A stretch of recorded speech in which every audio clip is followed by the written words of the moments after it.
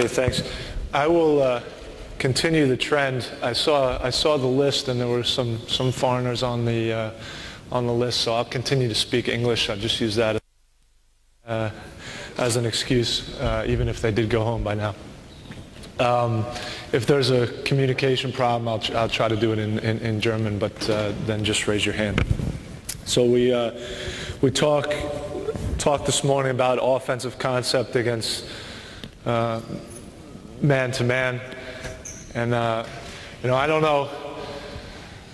It's the third day, early morning of coach clinic. I don't know if it's you in that spot. You put somebody there you think is so damn exciting, everybody's going to get out of bed, or you think he's so boring and nobody's coming anyway. We just get that out of the way. I don't know if I want an answer to that question, but I'll just try to feel good about it. I want to share with you before we get into our concept what mistake that I made early, and I think it's pretty common in terms of organizing your offensive concept. I got the job in Artland in 2000. I got the job. I think, you know, partly because the owner liked me and he couldn't stand watching me play anymore. So I said, all right, I'll make this guy the coach, and here you go. And so I kind of knew that situation and felt in a lot of cases like I had to justify my position as a coach to prove that I could do that I could coach a team even though I didn't have much experience. And I didn't play at a particularly high level. I wasn't a great player. I wouldn't have stopped at age 30. So I didn't have many examples of how it's done right. I played for guys that were basically hobby coaches. I didn't play for Pezic. I didn't play for high-level coaches, so I never saw how things worked inside. And so when I went to set off my offensive concept, I put a lot of time into it, and I had rules, and we pass here, and this is a read here, and this is a cut here, and I can only imagine that it was absolutely miserable for me in those first couple. Not have liked that as a player, and I think it's a mistake that a lot of people make. I see it at our level. I also see it in games. And we got to remember that when we're talking about offensive concept, it's about them and not about us. So we want to put them in positions comfortable and where they can excel, and we're not so obsessed with somebody coming and patting us on the back after the game and saying, hey man, your team is so organized and they execute so well. Okay, put them in positions that they can excel at, and they will execute well, and they will look good. Okay. The last 2 days you saw 3 different coaches. I don't know Damien very well, but I've had the opportunity to coach against Ettore and also against John Patrick. And both guys are excellent coaches, and both guys are very successful in what they do. Both of them are completely different in their approach to man-to-man offense and their concept. Completely different people. Okay? And what I'm saying with that is that I hope when we talk about what we do, that you're able to maybe take 2 things with you that you say, all right, that fits my personality and what I want to do. I don't think it's possible to say, all right, this is what Bamberg does, this is what I'm going to take home, and this is what I'm going to implement, because I think everybody has their own personality and their own priorities. And so it's important, and I hope you find a couple things you can take with you. But I also think it's important that you're true to your personality. I think when we go about organizing our offensive concept, it's really important as a coach to define to each player individually, and we try this before our guys come in, to tell him what he can do to help us offensively.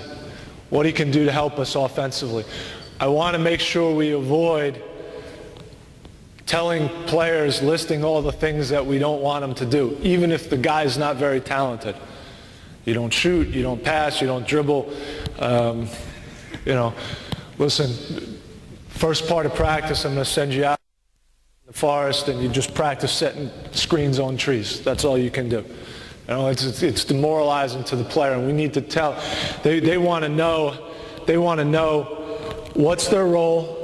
They might not necessarily like the role that you're giving them, but they want to know what they can do to help. All right, and they want to know, B, what your plan is to improve their skill set. What's your plan for them? How to make them better? Good. Before we get into to our stuff, just some things to think about in terms of your own offensive concept.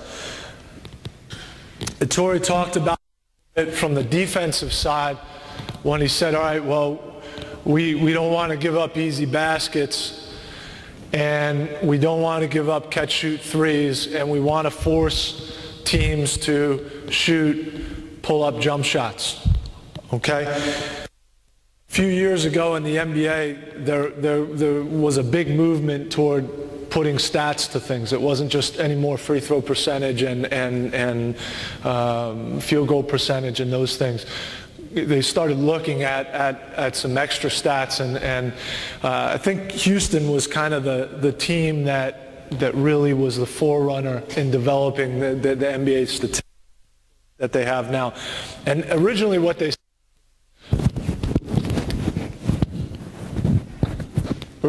said was, all right, what are the best shots in basketball?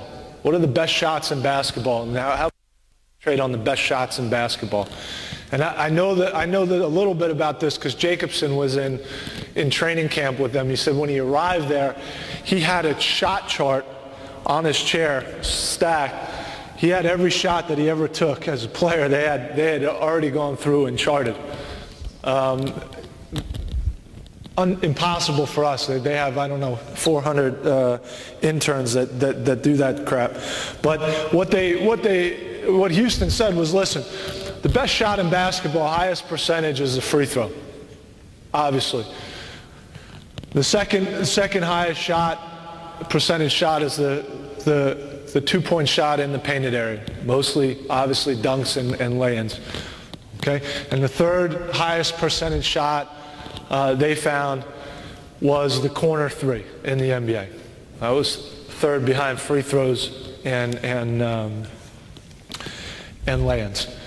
And the worst was a two-point jump shot outside the painted area because, for obvious reasons, they're mostly contested. Okay, they're mostly contested shots.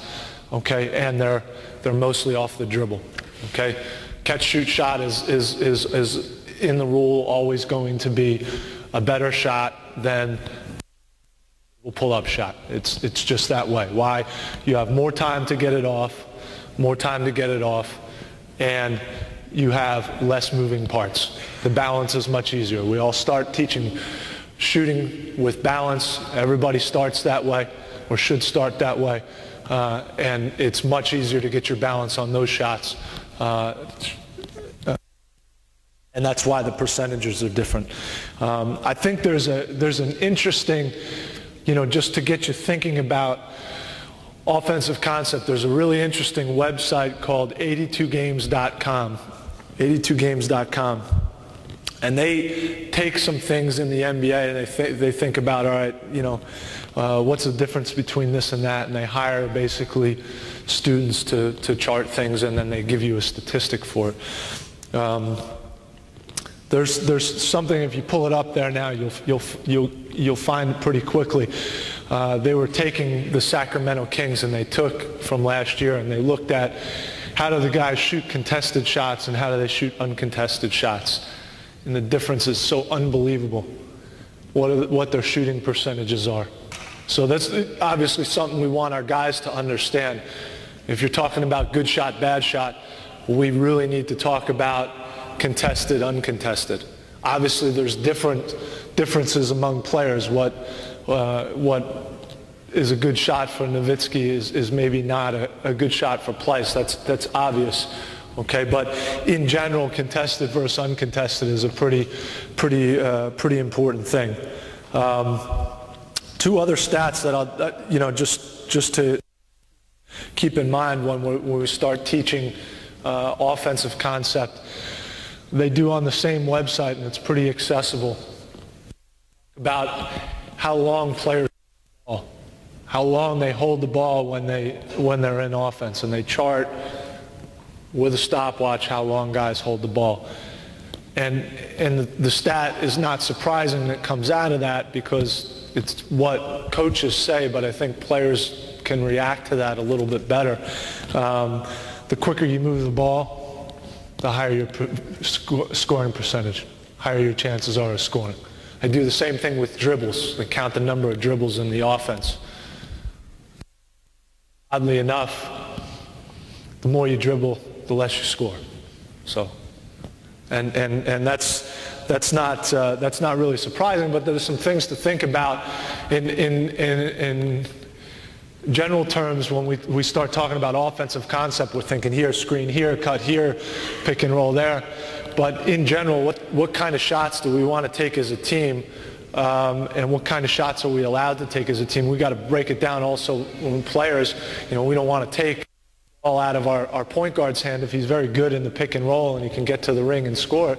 Well, we ought to let him do that, but I think in general we also should know that we need to move the ball. Okay, so in getting to our offensive concept is laid out on the following principle. Okay, defensively, this is our complete basketball concept. We have very hard and structured rules. We do not have a lot of reads for our players.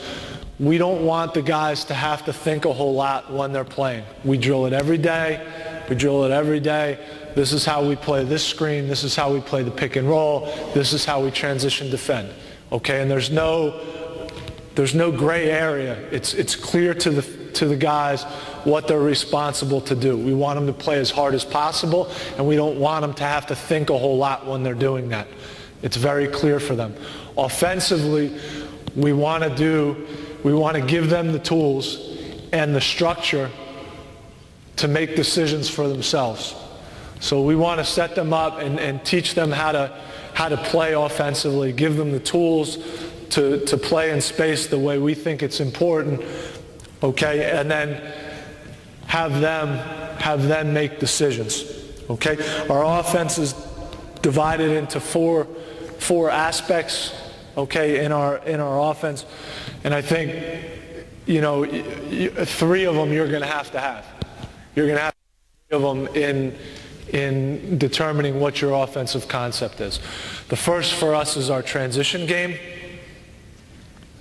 Okay? And by transition game, I don't mean what do we do on the 3-on-2 break. I don't mean what do we do 4-on-3. We ought to be attacking if we have numbers. If we're not, I think we got to go back and look at our fundamentals. But I think with numbers, you got to attack. The first part is transition game, and this is important for our guys to know.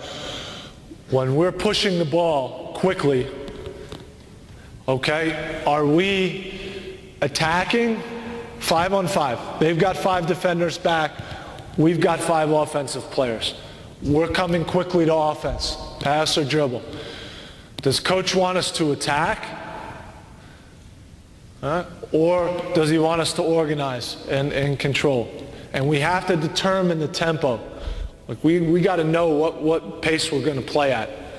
Okay, in Olympiacos this season said we're going to get 30% of our points off our transition action or fast break. 30%. That's a huge number. A huge number if you stat those things. But they were really to do that.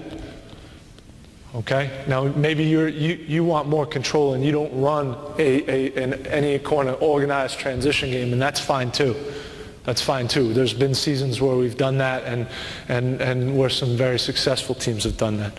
Okay, I think what you need to know if you're thinking about transition game, and we'll show you ours later on, you have to know that the quicker you want those guys to play, the less stuff they're going to remember.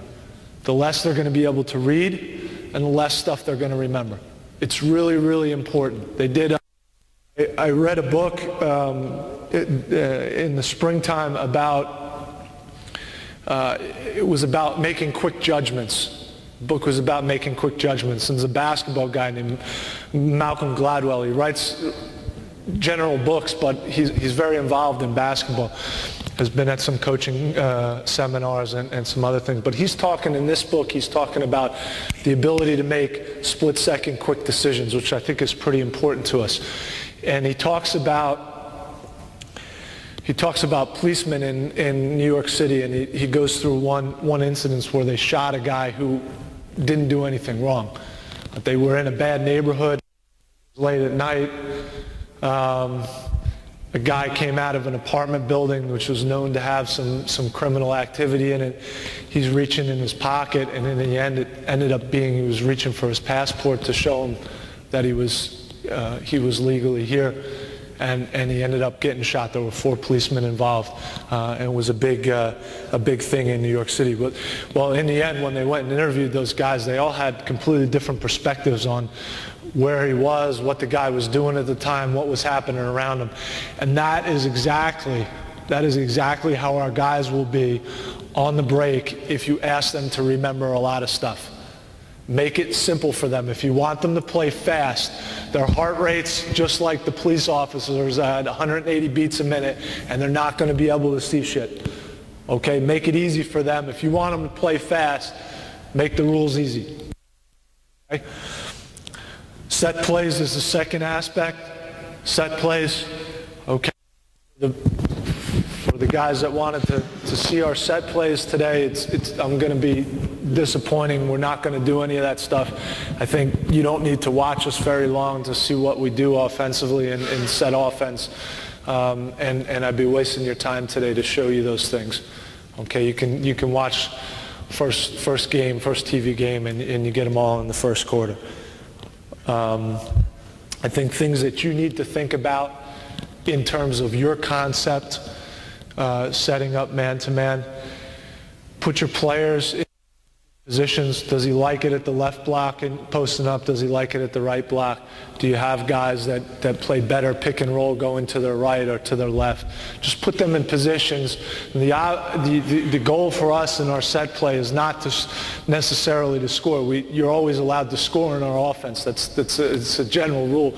But in the end, against good defenses, you're not going to score the majority of your points after your set offense. You're trying to get a small advantage.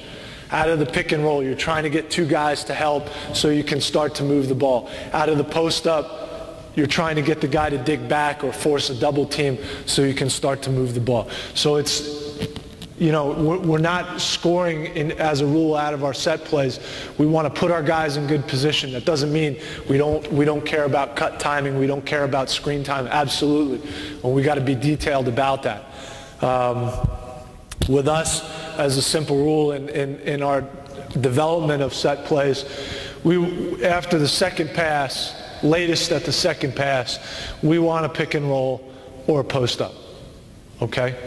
If you watch modern basketball, that's not such a brilliant rule. Everybody does it, but that's after 2 passes. We don't want to have any more passes than that before we get into a pick and roll or a post up, ISO post up.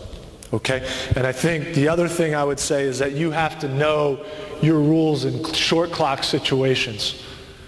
Okay? So set plays become a lot more important when the clock is shortened. You've got a side inbounds with 10 seconds left, or you have other team is shooting a free throw and there's 4 seconds on the clock or 12 seconds on the clock, whatever, in the quarter, and you've got to execute something. Your guys ought to know that, and you ought to have that planned for them, not as you go, not waiting for a timeout and deciding aus dem Baugefühl what we're going to do.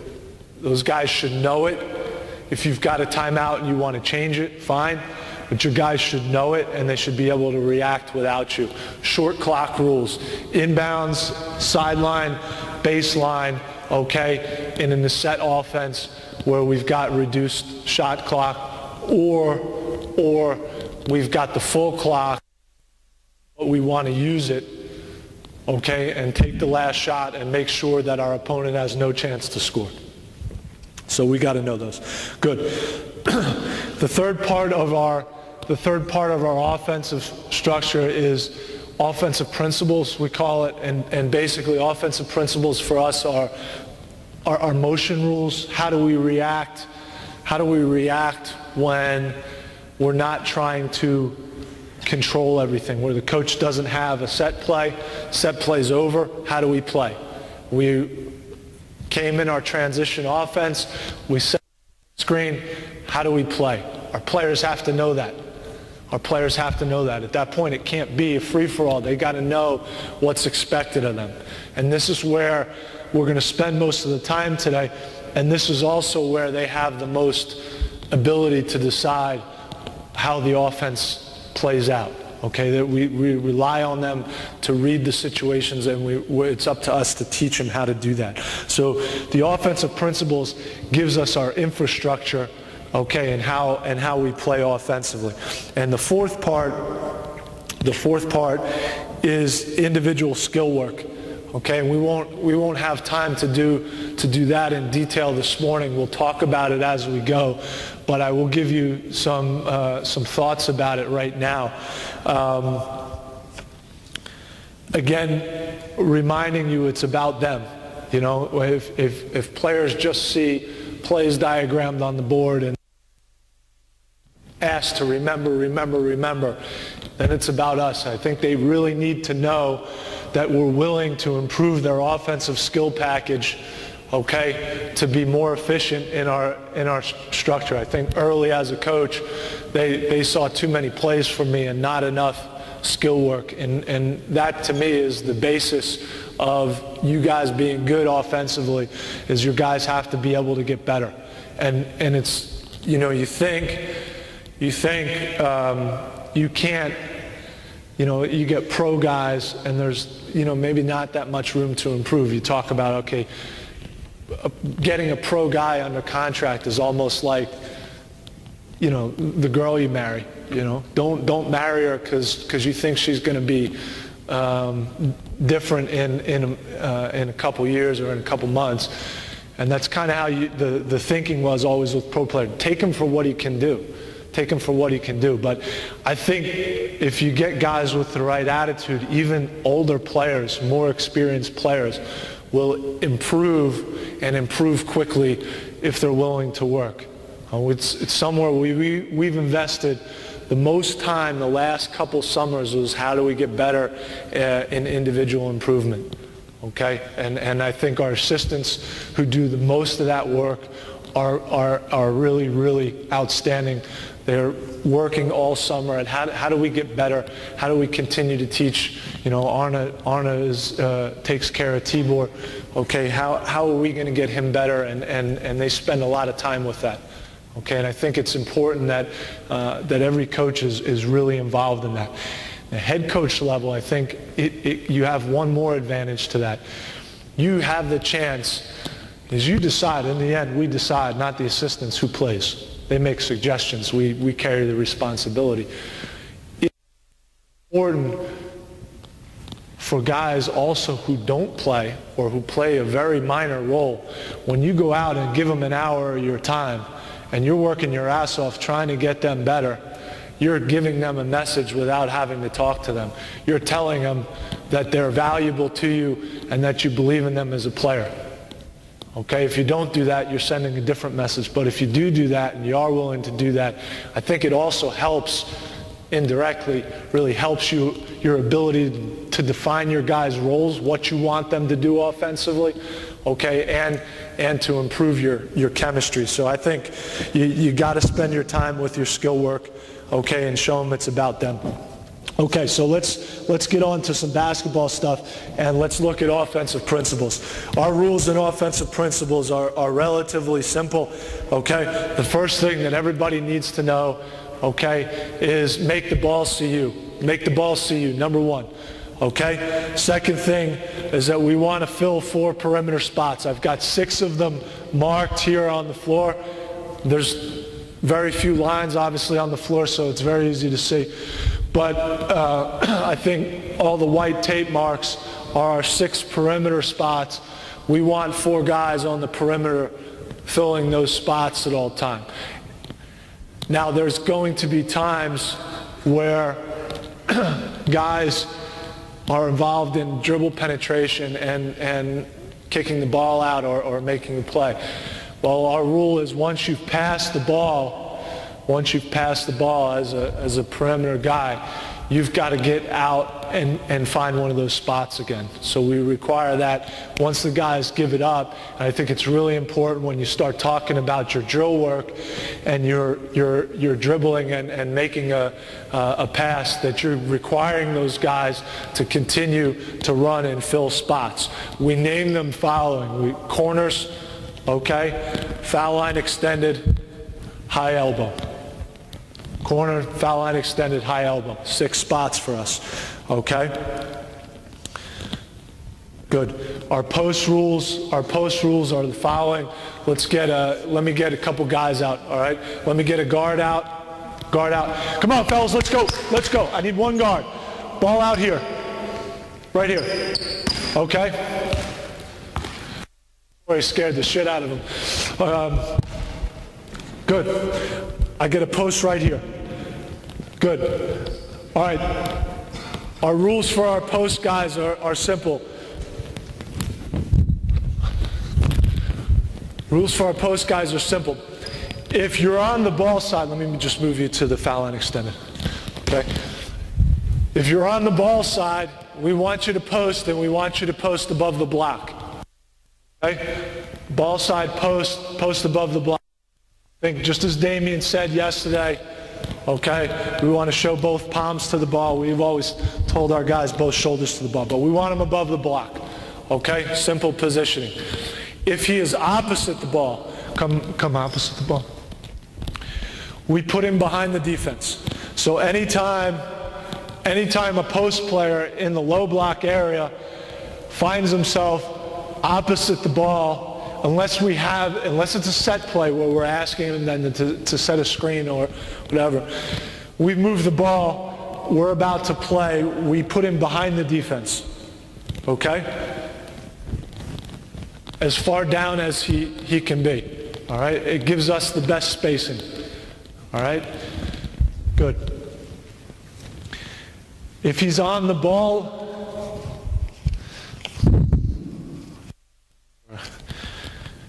good. If he's on the ball side, let's send you back to the ball side above the block. And we don't put it in the post, we get a dribble penetration situation.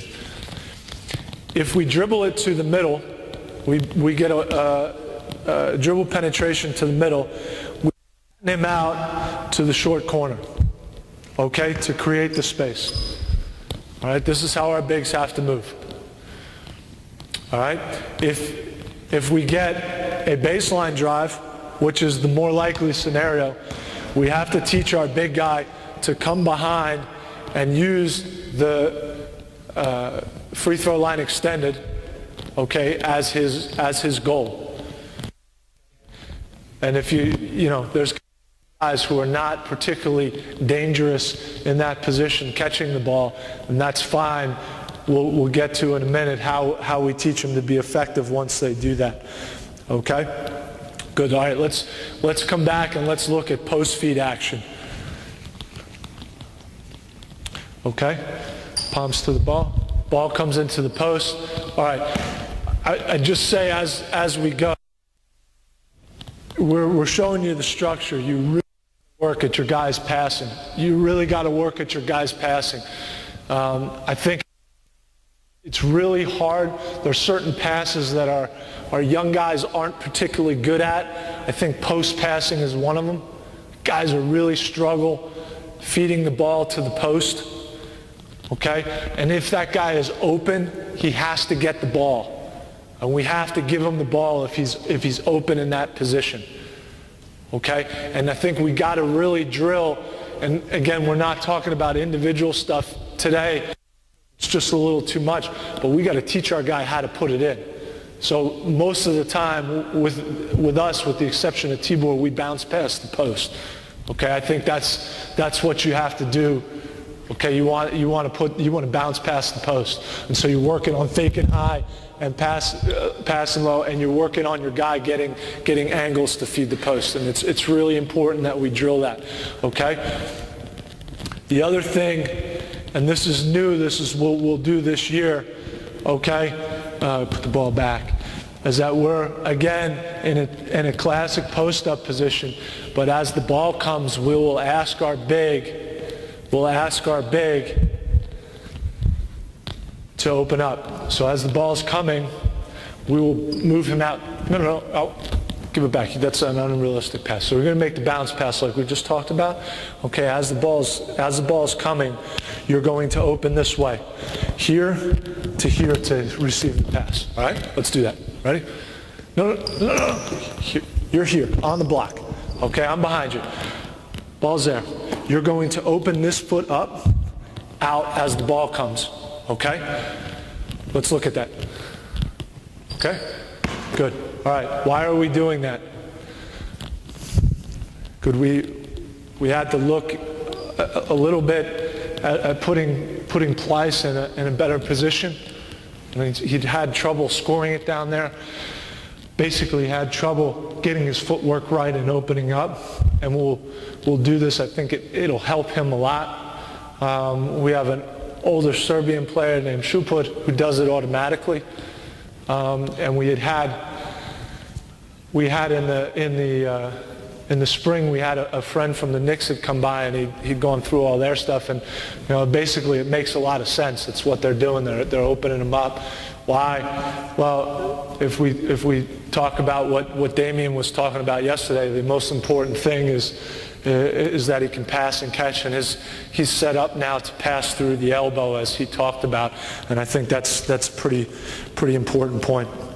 All right, so Coach, let's get these guys out. Let's drill that stuff. Okay, let me get half of the guys on the baseline.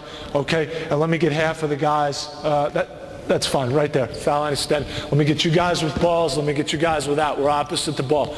Okay, we do a lot of this all early in practice. Okay, 2 on 0, 3 on 0, 4 on 0 to get the movements down. We do a lot of this early in practice where guys are maybe not warm, and these guys are for sure not warm. They've just got out of bed and been sitting here. Okay, it's fine. It's fine. It's about technique, and we want to make sure that we're passing the ball the right way, catching the ball the right way, and we will also we'll tell them the speed is theirs right now. The speed is theirs. Okay, the layup is ours. We expect layups. Okay, so we're gonna get a baseline drive now. We're gonna get a baseline drive. Okay, and we're gonna move from behind the defense. Okay, to then show both hands to the ball, or both shoulders to the ball. The catch here. Okay, we're going to finish then at the rim. All right, let's do that right now. Let's do that right now. Okay, leave a little space between guys. All right, here we go. Okay, we just want we want you guys to hit them on this bounce pass, fellas. Okay, so as we're coming, we're moving. Hey, we want that bounce pass. It can never be an air pass. It can be a lob or a bounce pass. We got a lot of slam dunkers here this morning. So they're not warm. We're going to throw the bounce pass. All right? Here we go. Okay. Here we go.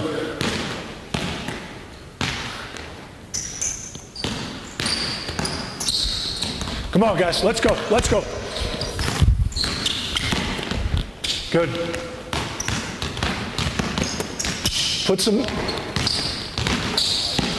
Pass the ball hard. It's got to get there quick. When we decide to pass it, it's got to get there quick. Good. All right.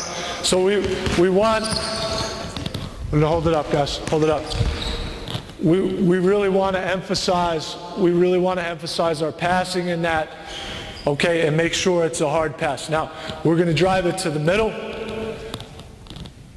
okay? We're going to drive it to the middle, and now in this case, we're going to switch the side to create better spacing, okay? And we're going to drill that right now, all right? Also, we're talking about man-to-man, and these are our concept against man-to-man. We do the same thing against zone. Anytime the ball enters through the middle, we're gonna switch sides with the baseline big guy. So I think it's a little bit easier for the guys because they don't have to remember something once you get to zone offense. All right, good. Let's get the middle drive. Let's get you again showing both shoulders or both palms to the ball. Okay, we're gonna get the catch. We're gonna pivot. We're gonna square the shoulders to the basket. And all right, let's look at it. Here we go. Okay, let's pivot to the ball, and we're going to pivot right to the basket. Okay, square our shoulders with the backboard. Good. All right, you can use a power dribble. Let's hit, fellas. Let's throw bounce passes right now. We'll throw through the gap. Okay, he'll pick it up and score. All right, here we go. And I think to make it realistic, we've got to define that for our guys. Make sure you're nice and big. Come on, finish. Next up. Good. Okay. All right. Stop. Okay. So you get the point. That's the movement that our bigs need. Okay. I would always define the pass that you want. Because if you don't, you'll get ones that you don't want. All right. Let's look at our perimeter rules. Okay, let me move this line. Let's move this line to free throw line extended. Okay, I get the first guy out. Everybody else is off the floor. Okay. Now we're going to get a baseline drive. We have to have on a baseline drive for our in terms of corner spots, we have to fill the corner spot, okay? Again, you say, all right, look, coach, you say make the ball see you. That's the most important. If there's a guy standing here, do I still move to the corner spot? We move to the corner spot on every baseline drive. Afterwards, we'll let them adjust, okay? But we want to occupy somebody here, and we want to have that option. Okay, the reason I think why the corner three in the NBA is such a high percentage shot is because it's the easiest pass. It's time to load it and shoot it. Okay, maybe it's a little bit closer than the three up here, but I think the biggest reason is that they can see that pass, and we want to make sure that our guard has the easiest pass to see. Okay, so let's take a look at that now. You guys. You're going to shoot the three-point shot, okay? And you're going to finish, okay? If it's a miss, finish with a score. Now, this is a really important point, and I'm sorry I forgot it. Anytime we move between spots, and this is super important, it's always a sprint. It is never a slide. This is what guys are going to want to do. They're going to want to, on the ball movement, they're going to want to switch. They'll switch spots for you. But they'll go that way. And if we're going to go between spots, we always want it to be a sprint as quick as we can to get there and load and shoot. Okay? And so and this is a big part of correcting, and we do it with our guys right through the finals. We're still talking about, hey, you're sliding between spots. It's something every day, but it's really, really important in terms of getting the spacing, because we're only talking about a small window of time. You got a little advantage.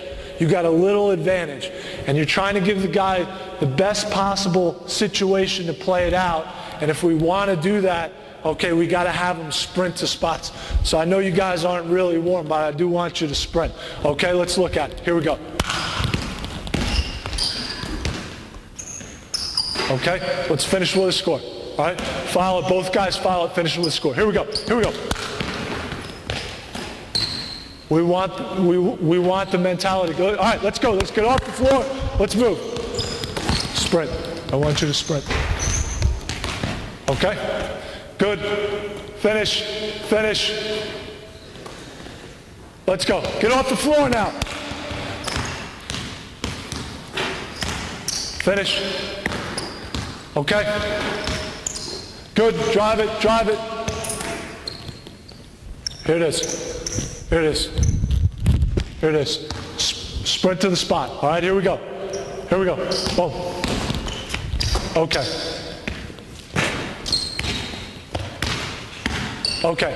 And now from here we'll kick. And again, we're asking this guy to fill a spot. So if the corner stays full and the guy holds the ball, which we don't want him to do, he's going to have to relocate to the weak side. But now, in the drill, we're going to kick the ball to the corner, okay, and we're going to get a middle drive, which is, to me, this is the best drive. This is the best drive, the drive out of the corner to the middle, because you can see everything on the floor. All of your passing angles and options are open to you. There's nothing behind you. Okay, so your court vision is the best driving out of the corner. All right, so we're going to dribble drive out of the corner now on a penetration. Okay, and from here we're going to have the guy turn away from the defense. The guy that passed the ball fills the corner, and we'll hit him with an air pass, not a bounce pass. We want to there's nobody between him. All right, and we want to get the ball to him as quick as we can. Okay, let's look at that. All right, here we go.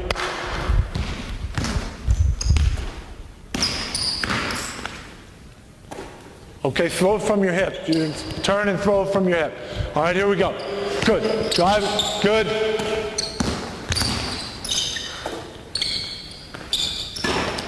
And a finish. Here we go. All right, off the floor.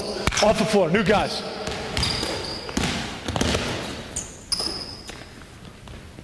Okay, now, stop.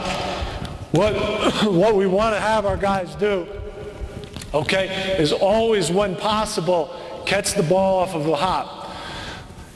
You're rarely going to beat your guy in a static position this way and drive it this way. It's almost never happened.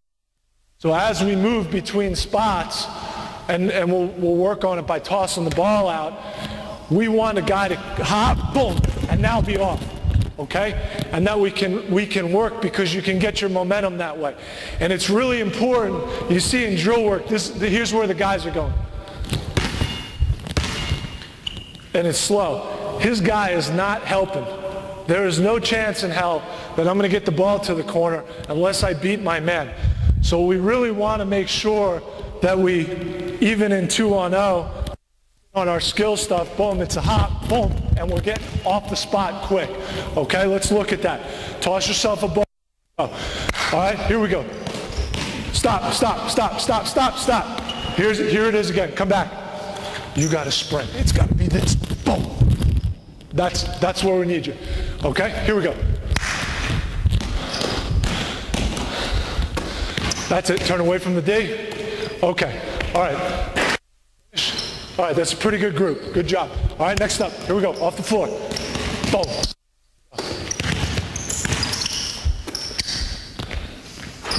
Okay, and we really want that last dribble before we pass. We want it up quick, and we're pounding that dribble to get it out. All right, here we go.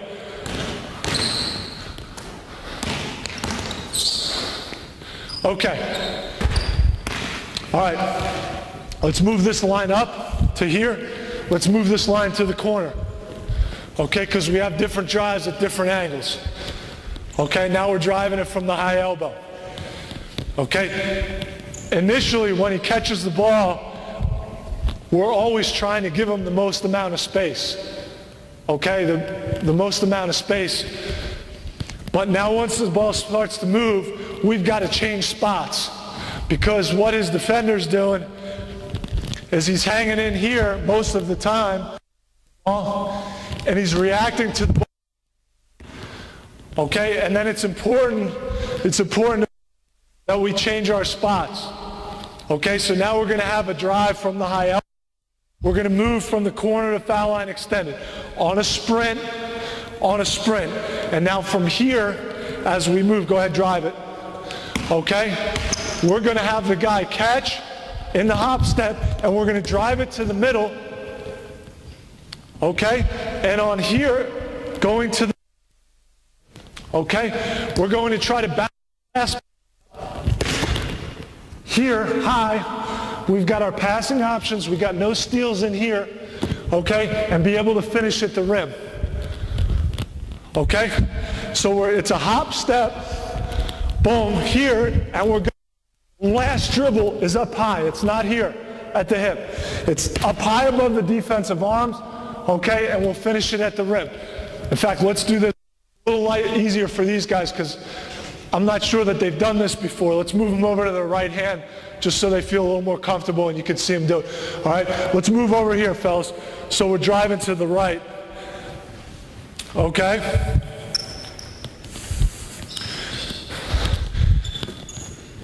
Hop step, boom, drive. The pass is with the outside hand.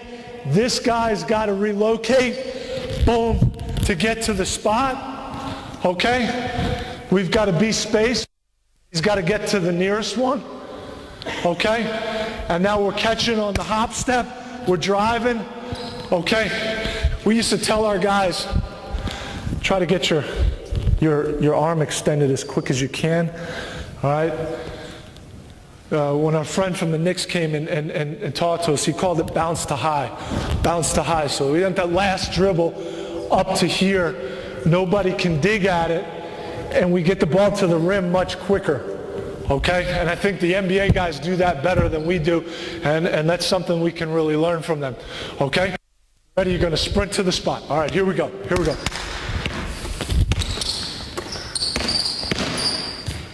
Okay, not bad.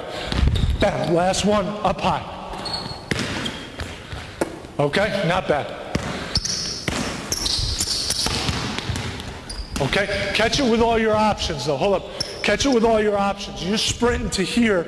Don't close your shoulder off. Catch it with all your options because you don't know how he's going to close you out. Okay?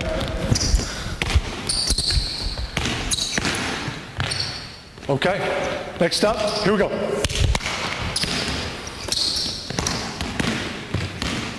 Okay, not bad. Okay. All right. Okay. And stop. Okay. Not bad, fellas. Not bad. Okay. The situation could be the same. The situation could be the same for a mid-drive. Now stay there. Okay. Drive it to the middle. Beat your guy to the middle. This is the same one. That's the same lift cut. Okay.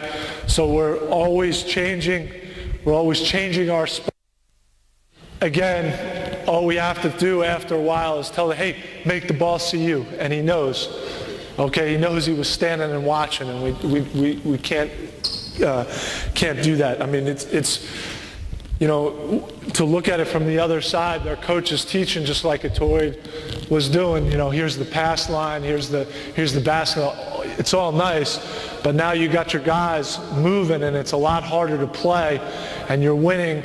You're making this advantage into this advantage, and once he has this, you just got to give him the skill work to make the finish. Okay? The one question that you're going to have to ask yourself is, when you're doing this stuff at your level, do you want to differentiate between bigs and smalls? For us, we load the 1 through 4 on the perimeter spots, and this is what last year. We'll do it a little bit different this season, but we had 1 through 4 loaded the perimeter spots, and we had 5 either setting the ball screen or then at an inside position. Okay, do you want to limit your 5 and not teach them the perimeter spots in youth work? I would say no. Okay, there's a couple big teams, Malaga, the Knicks, but those guys teach everybody everything in their offense. Okay, so when they come out and drill their offensive position, those guys, their big guys are doing the same stuff. Their guards are playing the big guy position. So it's a question that you got to ask and answer for yourself. Okay, so I need groups of 3 now. I need groups of 3, all right? And we're going to do this 3 on 0, okay? I need, Philip, you come over here, okay? No ball. All right, let's step everybody off. Let's step everybody off, okay? I get a new group of 3 coming on, all right? And now we're just working on our perimeter positions now. We'll do it in a drive and kick situation where we'll drive it, we'll move. You're going to need to move as well, exactly, okay? And now we'll kick and we'll continue to play. And we'll tell our guys we want 3 passes or we want 4 passes. So we're working on moving off the ball, okay, catching and attacking right away, and they've got to have that mentality, because if the ball stops doing this, you're dead, because it's late in the shot clock, okay, and you've given up your advantage. So you want them moving all the time. We're going to have these guys, we're going to do 3 passes, all off, shoot the ball, finish with a rebound, and score. All right, here we go. Okay?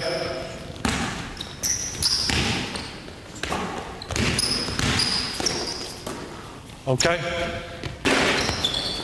Okay? I got 3 new ones coming in. All right, here we go. Here we go.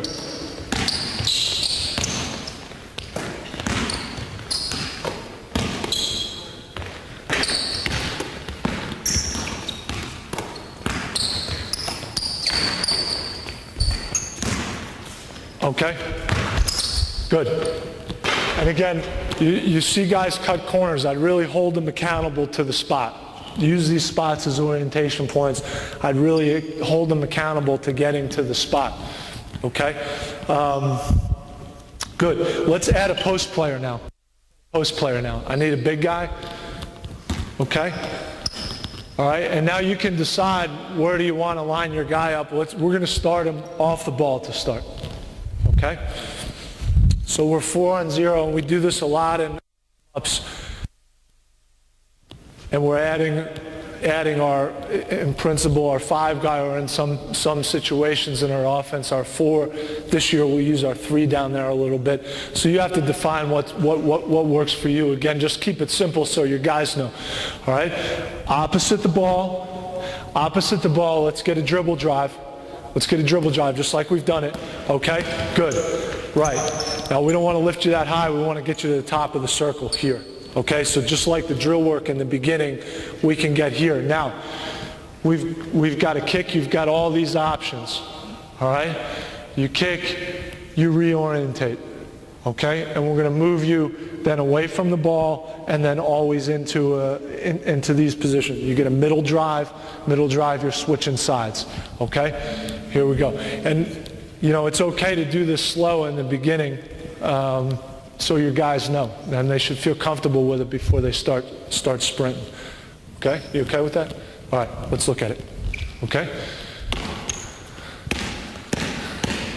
Good. Okay, and stop, and stop. Okay, so what happened? What do we need to correct? The initial kick and the spacing, okay? And now our big is here. Once that second pass came, we'll get a middle drive. We want them switching sides. And they'll get it. You just have to, you have to continue to correct.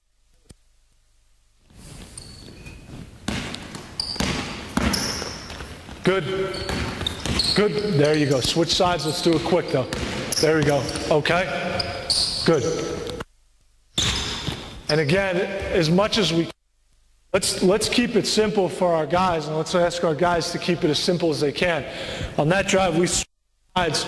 Okay, we're showing both shoulders to the ball, and now we'll work on what we just did 2 on 0, and we should be supporting that with our individual work. Okay? So we're not particularly complicated in this. If we want to continue to add, we can go ball side options. We run it off the post, okay, where we baseline cut and continue to move the ball. So let's look at that one time. Let's start with a post feed. Come on. Up high. Okay. Lift. Foul line extended. Come over here. Just move down. Okay. Ball. Okay. Ball comes here. Ball comes here. All right, so now we're going to start with a post pass.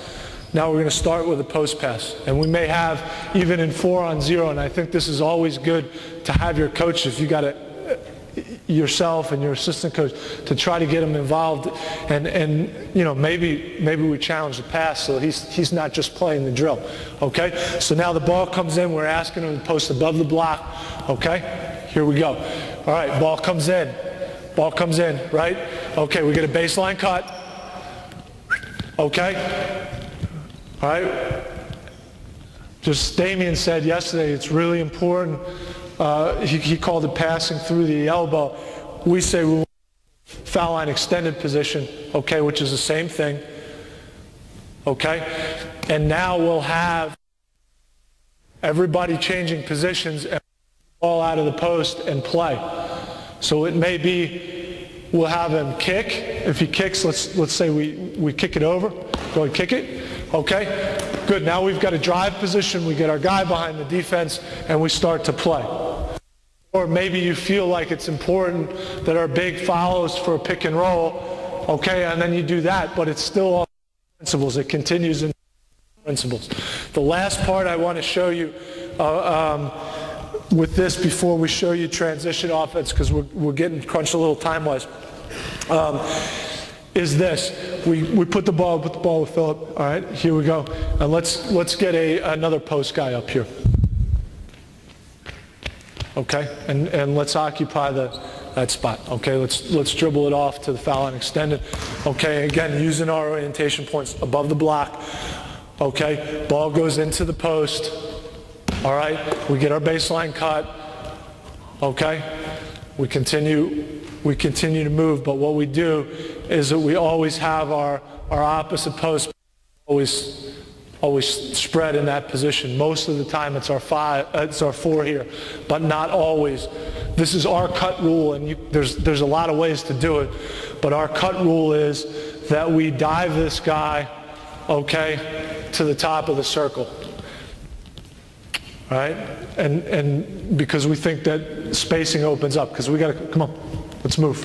Let's move. Guys can continue to move, okay? So that's what we do. Now I know there's a lot of different ways to cut and set that up, and you can all come back to the same structure, but that's what we do. From this point, and we could talk about post-to-post stuff, opposite the ball, same rules as if the ball is on the wing, okay, and he's got the same rules there as if it's a penetration drive. So we go to the middle on the drive. We ask him to switch sides, and we want him, again, sprinting from spot to spot, okay? Now we go top. Let's go to the baseline drive. He moves up. These guys are moving as well. So we get a baseline move out of the post. We got to fill the corner, okay? But we've got guys moving as well. Are there any questions on what we've done so far? All right, not particularly new. All right, no questions? We do it every day. We do it every day. Either an individual, all our individual work, okay, is based on this. We're talking about getting from spot to spot, okay, before we make the move. All right, talking about our posts, okay, lining up from spot to spot, okay? Into 2-on-0, 3-on-0, we'll do it. 4-on-0, we'll do it. 4-on-4 and 5-on-5, and we'll do it in 5-on-5 oftentimes at the point of the ball screen in our offense. So we may say, all right, in this play we cut here. Eventually we get the pick and roll. We'll start offensive principles with 5 guys on the floor at the point of the pick and roll so we can get more reps running that pick and roll, the decisive part of our offense, and then being right into offensive principles. I think that has helped our guys, because if you have them run, you know, some of your offenses, maybe he's running a cut from weak side then all the way over to here. If you're winning ones at 10 times, you could send him home. Start, he's going to play the pick and roll. If you start him at the pick and roll, you'll help him work on his decision making in terms of doing that. Okay? So Good. So there's our offensive principles. Now, we'll talk about our transition game. We'll talk about our transition game.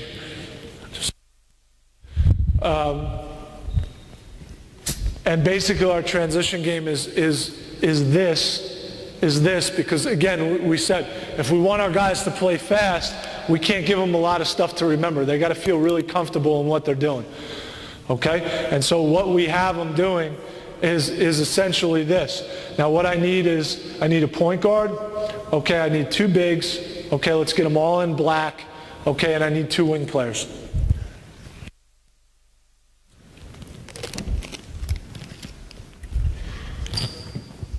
Okay? Let's just start our wings at the midline. Let's start our wings at the midline. Let's start our posts both trailing the play. Both trailing the play. Good, so our rules in transition are this.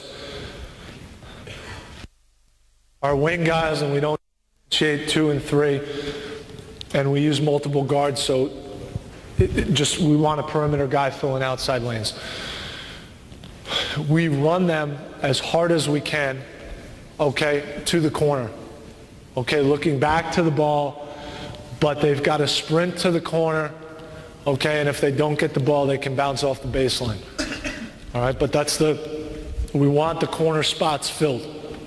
And so when our wings are out running, it's established who's advancing the ball. That's all they have responsibility for. Okay, again, we're talking about keeping it easy. Let's sprint to the corners. Okay? Our guard who advances the ball has to be outside of the high elbow. Okay? If you're between the high elbows, and we're going to start with a drag screen, it is really, really difficult to get the right spacing to screen him. Okay? So we want him outside the high elbow on one side. Most of the time, he's between the two checkpoints that we have. So let's put our guard here on this side. Okay? Now there's two possible scenarios for our bigs in this. We're going to just look at one, but I'll show you the other one quickly, okay, and we'll just advance the one. So if our first big trailer is out ahead of the ball, okay, we will run him at the rim and open him up to ask for the ball. Okay? At the rim. Open up, ask for the ball. I'm not counting 3 seconds. I just want you in there. Okay? And if that happens and we cannot get him the ball, we will then drag screen with the remaining trailing big. So let's advance the ball. We're asking him to run at this angle. It's an L. We're asking him to run at this angle and L off to the side. Okay? We would like to set the screen in the scoring area. A lot of teams want to defend this by going under. We want to give our guard the opportunity to shoot the ball, so this has to be in the scoring area.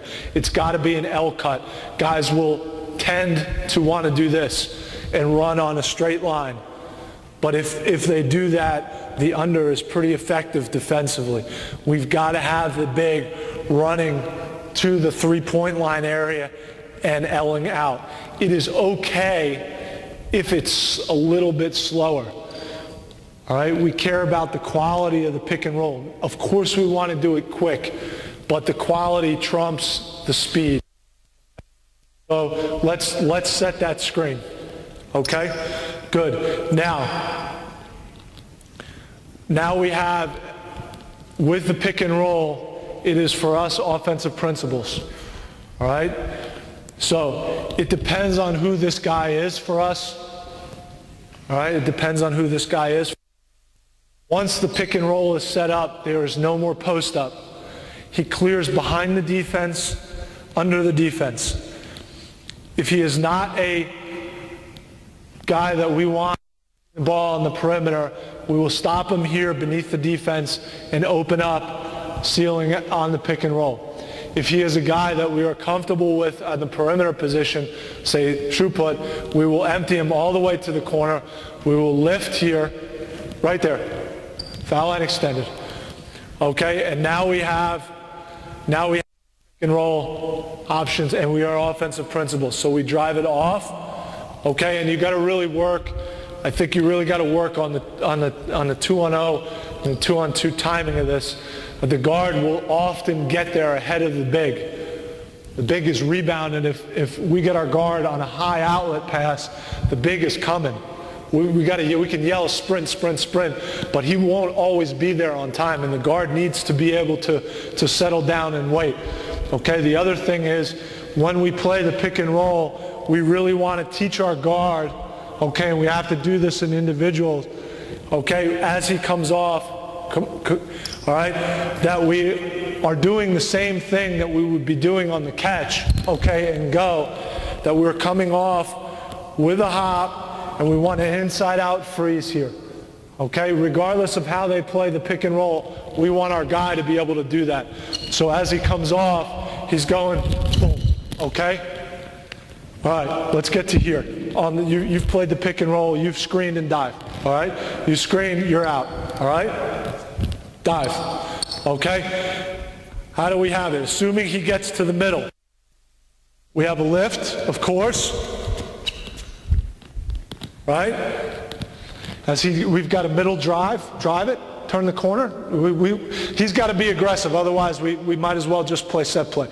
He comes off, you got to be moving spot to spot, right?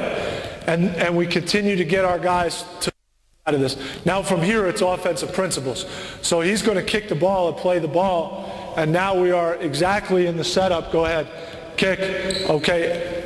Empty, and it depends on the level that he gave the ball up at. It could be that he kicks it right here and he's staying. Okay, he's stepping back to the spot. Okay, our big is diving and sealing, and as the ball moves, we really have to work on having him seal. I think Damien did a great job yesterday of introducing that. The principles are exactly the same now here for our big, okay, as he turns and moves the ball, kick it, or okay, and we got to then move him behind the defense. We have the spacing, and we continue to play, okay.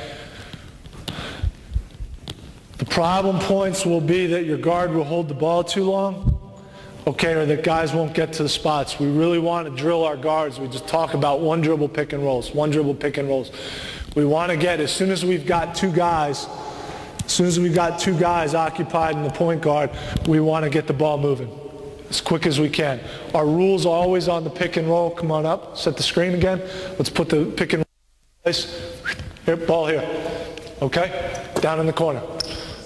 Okay, screen him, okay. We're telling this guy we want him to hit bottom side. Okay, we want him to hit bottom side and get out. All right?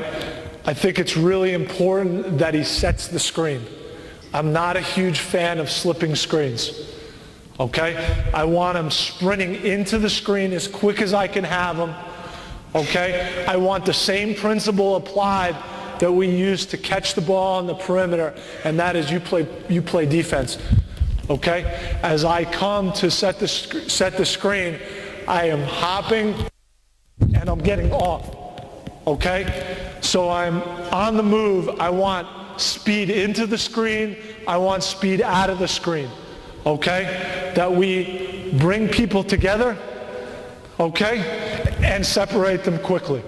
And that big really has to be committed to doing that. But we want him to set the screen. As a general rule, I think you can think higher ball screens, okay, you want less contact time. Lower ball screens, foul line extended, you can hold them a little bit more. You have to hold them a little bit more. But we want to hit and get out. And to teach your guy, he's got to have a quick jump stop, boom, and he's got to get off. Okay, and that's really important that he's into and out of the screen quick with explosiveness, and that hop gives him the explosiveness, and he's looking at a target right away. Okay, super important. Screen. Okay, guard comes off. Again, we're talking about one dribble pick and rolls. It doesn't mean that our guard is not aggressive coming off the pick and roll. We want him to be aggressive, but in one dribble, he's deciding how he's going to attack this. So he's got one dribble. Now, Is he going right away? Can he get, is this guy hung up with no help? Okay, we want him to be aggressive. But his looks after that, and as a rule, he's probably not going to get all the way to the rim against a good defensive team. Most of the time not. It will happen, but most of the time not. Okay, come back into the screen. Okay, as he comes off, his sight lines are pretty easy. They are this. Immediate kick ahead, every guard, even weak guards, can see that pass. Is he open? Have I occupied two? Yes. If the answer is yes, open, he's getting the ball. Because it's easy. I've got two guys. As soon as the ball goes here, we've got dive, we've got lift, we're moving, and we've got an offensive advantage. We don't need to look for a different one. We got it. Okay? The other looks are then from there, from the very simple kick-ahead pass. As he turns his head, it's inside, weak side.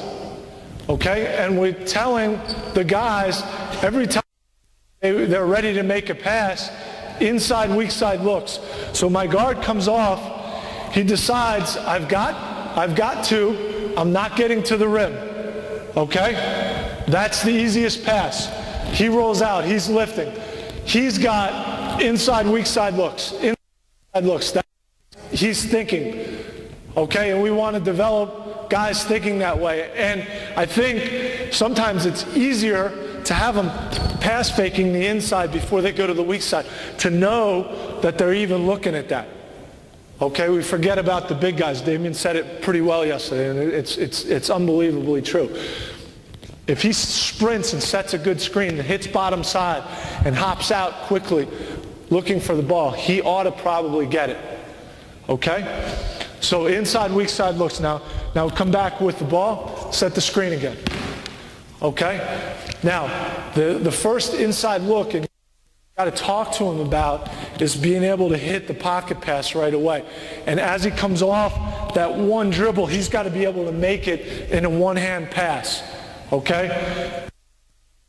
Most of the BBL teams at this point are hedging the pick and roll. So as he comes off, the big defender is this way.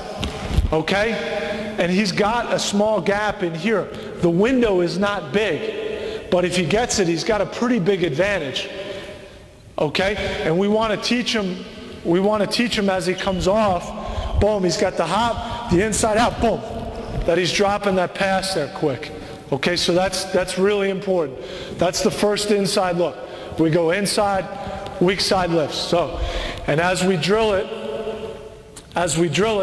and you can do it really nicely in a 3-on-0 set, and we do drills before practice this way.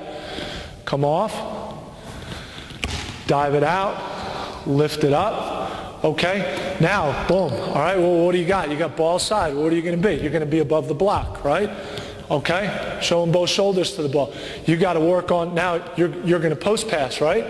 So fake high, pass low. We said we want to bounce pass, right? Bowden pass.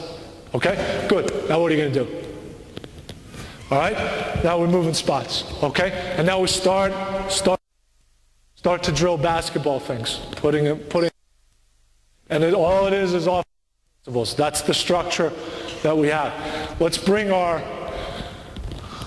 put the pick and roll back in place. Let's put wing in the corner. Let's bring our other big and put him up here.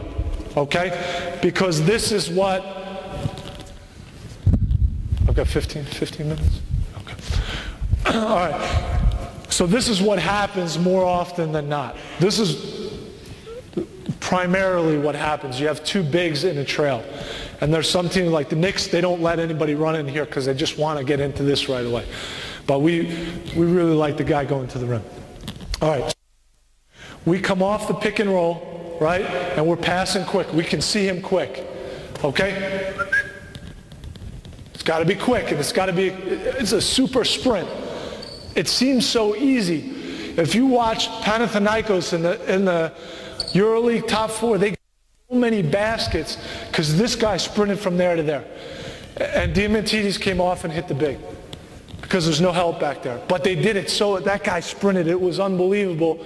I rounded a couple of times. Everybody does it, but they did it so well, and it's such a simple thing. That guy's got to know, if he comes too early, it's not bad. If he comes too early. If he comes too late, it sucks, because you're not getting the ball to the post. All right? So now we've put it across. Now we've got it across. We've got our big diving and sealing. His looks, inside, weak side. All right? So he's looking inside to the post, and if he doesn't get it, and this is an important point for guys on the perimeter that are not particularly efficient offensive players. He cannot make a play here, or is not particularly good at making a play here. This is big, small. We go automatically into a dribble handoff situation, and we teach this way. Okay? We want this guy to hop catch. We want him to attack. Okay, like he's driving the ball to the basket. Let's do that right off my hip. Okay? The tendency on dribble handoffs is to dribble at the guy, but those are not very efficient. We want this defensive player to loosen a bit. Now we're effective. Okay? So we've got to drill that straight line drive for him. We've got to drill then the handoff. Philip moves when the dribble takes place. Only move when the dribble takes place. Guys will want to come quick because they know they're getting the ball. They want to come get it, do something with it. He can't move until the dribble starts. Now he starts to move. We're talking about stopping, putting it on a shelf. Dribble handoff. Stop, put it on the shelf. Okay? Now, again, you decide what you do. This is how we did it last year, because our fours were more perimeter players and our fives were strictly inside players. So we dribble handoff. Okay, we would clear then the four to the corner, and we would always follow with a pick and roll on the five and space you down. Okay?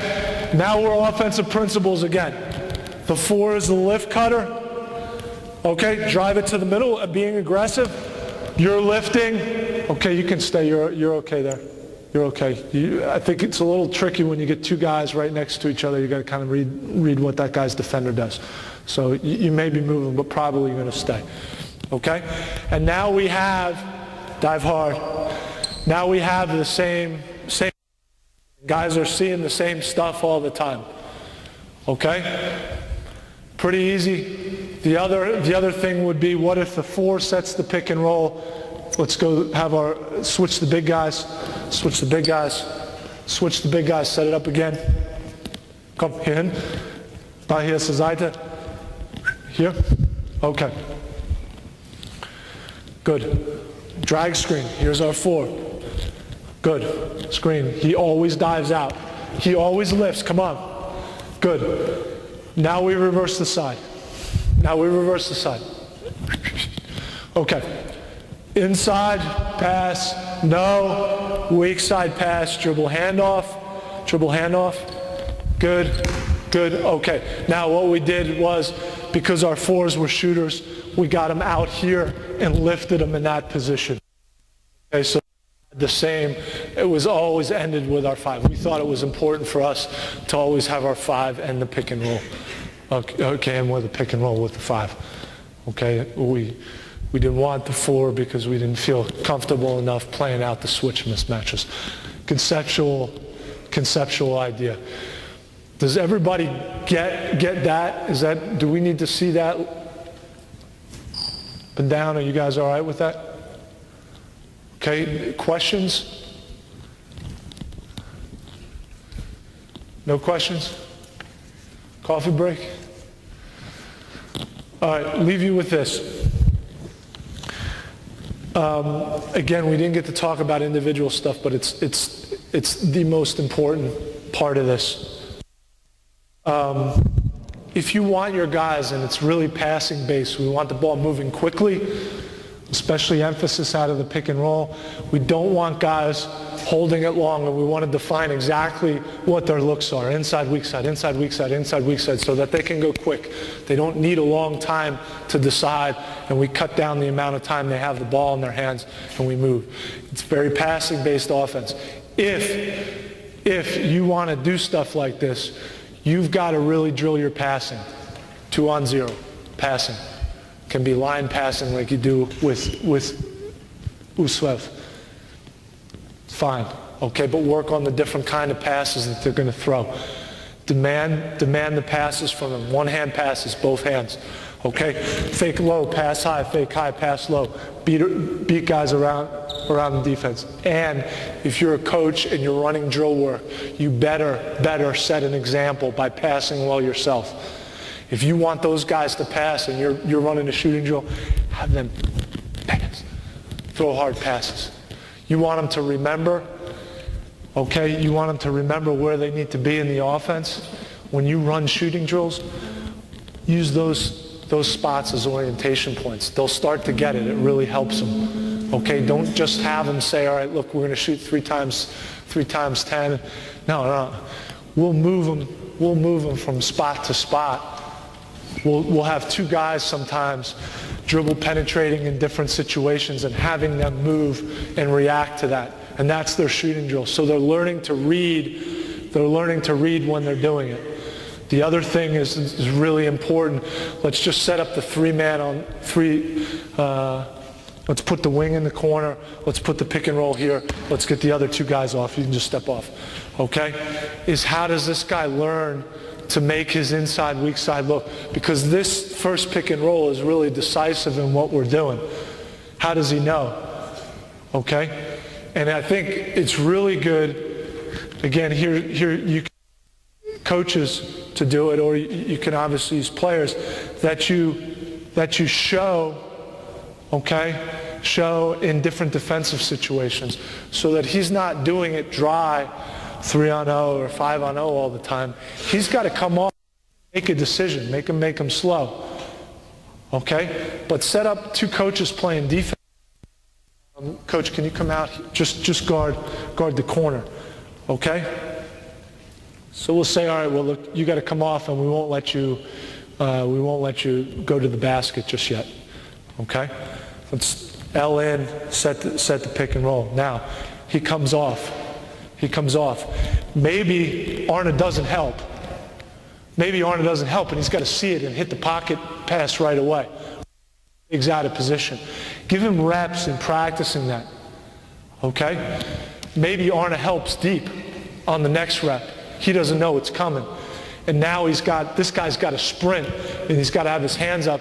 Okay? And we've got to give him the chance to make that pass, to learn how to make that pass. He's got to bump back into a balanced position and be able to hit that guy off of a read. Not just technically, but off of a read. And you can use your imagination to how you set that up. But if you want your guys to be good at it, the technique part is first, they do it slow, okay, and then you add the reads, and then they really become good at it. Okay, good.